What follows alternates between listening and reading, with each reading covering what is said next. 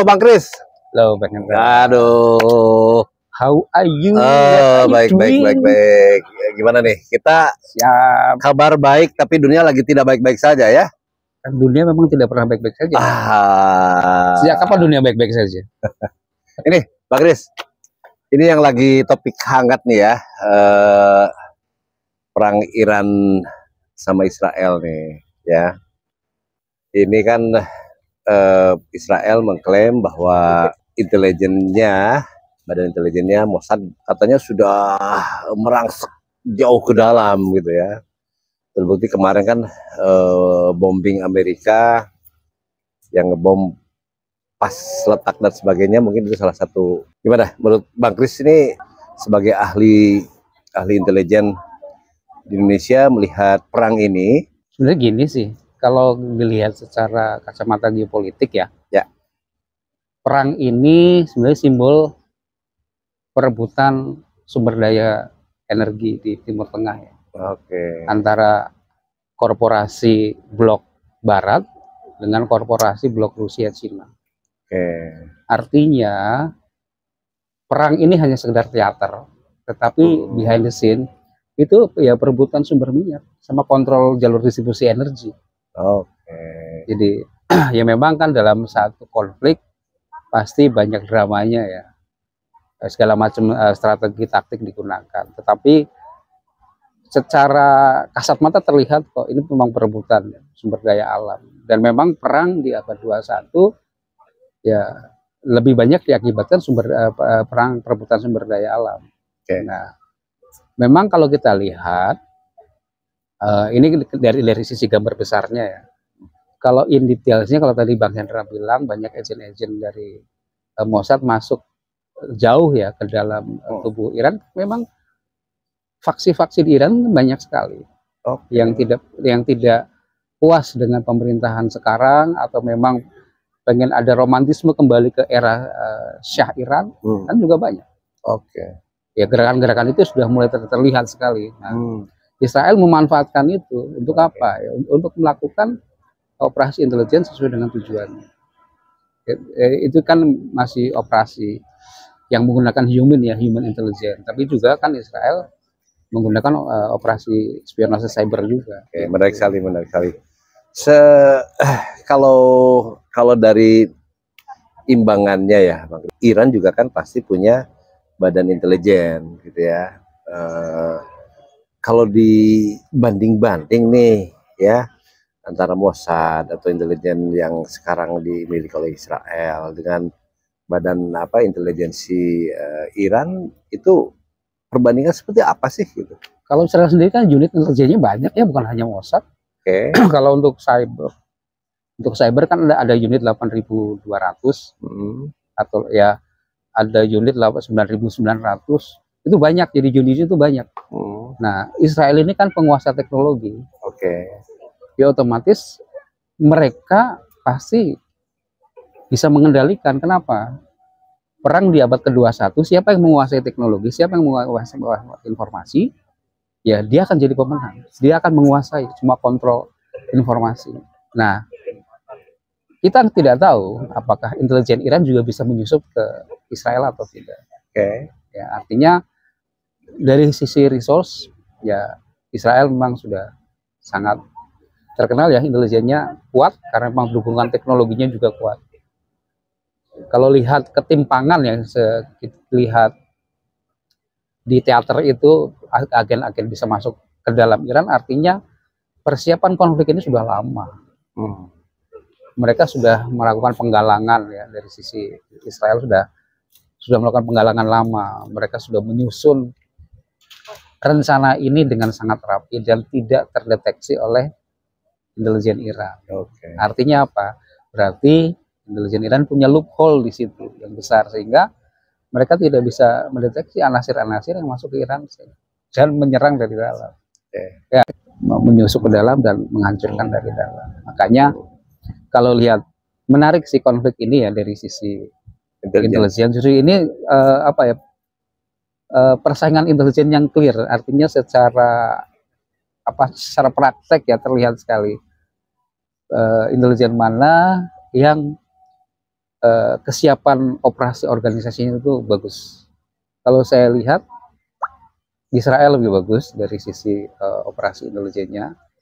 Dia bisa menyusup ke dalam Iran, sedang Iran ya mungkin masih dengan paradigma lama, saya tidak tahu. Oke. Aduh, menarik sekali nih Bang Kris ya, ngomongin perang yang lagi hangat-hangatnya ini.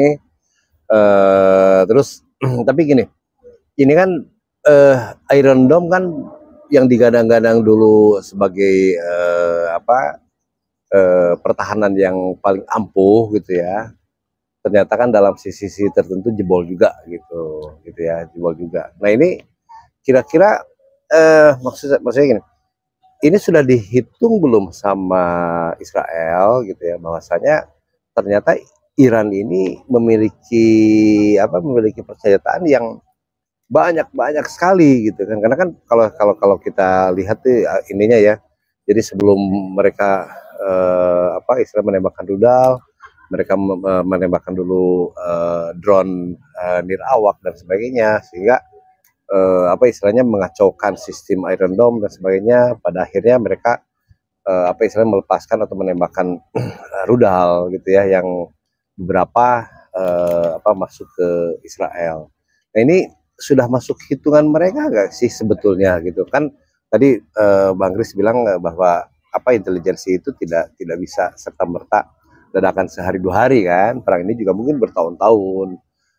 Yang nyusup itu kan pasti istilahnya secara historical, secara background itu dikelirkan dulu gitu kan, sehingga tidak terdeteksi oleh pihak musuh gitu kan. Jadi mereka bisa rekrut dan sebagainya. Ya pada akhirnya persiapannya tidak dalam waktu singkat. Nah itu gimana tuh kenyataan Iron Dome bisa ditembus, Pak Kris? Kan gini, senjata pertahanan udara Israel itu bukan Iron Dome. Iron Dome itu kan jarak pendek ya. Ada yang jaraknya David Sling. Itu juga nah memang Iran ini kan sepertinya punya banyak sekali ya stok rudal hipersonik. Betul. Nah, rudal hipersonik ini sepertinya menjadi tantangan baru Iron Dome. Meskipun dari beberapa informasi yang saya dapat, tingkat akurasi Iron Dome dalam mencegat rudal-rudal dari Iran cukup tinggi. Terbukti apa? Tingkat kerusakannya juga dari sekian, kalau Iran mengklaim sudah menembakkan sekian ratus atau sekian ribu rudal, berapa yang jatuh di Israel? Berarti sebagian bisa diantisipasi oleh Iron Dome. Ya mungkin ya kita nanti tinggal tinggal lihat reportnya dari Israel, mengklaim berapa persen tingkat keberhasilan. Tetapi dari sisi pengamat ya, kita bisa lihat dari sekian ribu atau sekian ratus rudal yang ditembakkan Iran, berapa persen yang jatuh ke Israel. Ya artinya kan ini kan berarti kita lihat statistiknya. Kalau katakanlah 100% bisa ke Israel, artinya tingkat kerusakan di Tel Aviv luar biasa, karena ditarget Tel Aviv. Nah, kita lihat lagi berapa persen yang jatuh dan merusak di daerah mana. Nah, nanti bisa kita hitung sebenarnya tingkat intersepsi Iron Dome. Karena ini masih berlangsung, kita belum bisa ya. Tapi selama ini dari sekian banyak itu udah ada itu nggak, udah ada perkiraan atau kan masih bersifat klaim ya, masih bersifat klaim. Artinya kalau kita lihat dari klaim dari Israel, tingkat akurasi Iron Dome mencegat rudal enggak, sekitar 90%. Artinya ada 10% rudal Iran yang berhasil jatuh di Israel. Kalau klaim Iran ya pasti, saya belum tahu ya. Klaim dari Iran ya mungkin klaimnya 100%, saya tidak tahu. Tapi yang saya pantau klaim-klaim dari Israel itu 90% bisa diantisipasi oleh Iron Dome. Baik. Menarik sekali. Perang ini kan secara implisit sebenarnya kan marketing senjata ya. Setelah perang ini kan pasti nanti akan ada senjata yang laku keras di pasar. Baik. Bapak kemarin kan ketika Amerika ngebom Iran, kita sudah bisa prediksi Iran tuh sudah secara otomatis akan menyerang Tel Aviv, Israel dan sebagainya gitu kan. Sama seperti serangan Israel pertama, dalam waktu berapa jam dia sudah menembakkan rudalnya. Nah ini step berikutnya apa nih dari sisi intelijensi nih, Bang Kris nih. Ini sangat menarik sekali. Ya, setiap perang jadi gini. All war is business. Ya. Setiap perang pasti ada bisnis yang berputar di situ. Nah, perang ini aja kan harga minyak sudah naik. Artinya apa? Industri minyak ya sangat diuntungkan. Ada efeknya ya, untung ada di efeknya. Ketika minyak naik berarti kan harga lain juga naik.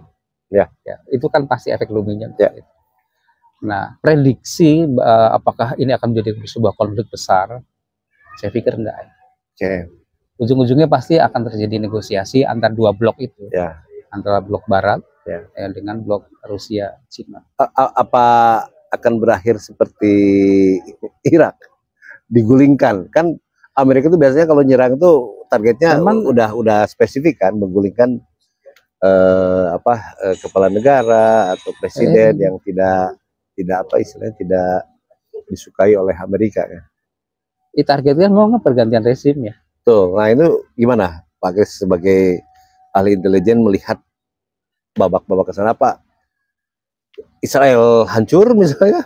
Atau Iran keburu diserang Amerika habis-habisan gitu kan? Ya tergantung eskalasi ya. Kalau ternyata nanti Iran menyerang aset-asetnya Amerika, ya Amerika pasti akan menghabisi Iran, kan begitu kan? Skenario-nya begitu. Ya. Tapi daripada gitu mendingan Irannya yang habisi dulu Israel. Israel Amerika kan dua serangkai ya. Iya, ya maksudnya kemarin Trump bilang kalau menyerang aset Amerika kan akan diserang ya. Ada dua kan sebetulnya kan karena aset Amerika itu kan adanya di negara-negara kan. Ada jadi gini, ini kan Amerika sudah ngebom nih 3 fasilitas nuklir Iran ya. Artinya kan secara langsung Amerika sudah terlibat. Betul. Nah, Iran kan berjanji akan membalas menyerang pangkalan militer yang ada di Timur Tengah, sekitar situ. Karena dalam jangkauan rudal balistiknya Iran. Betul.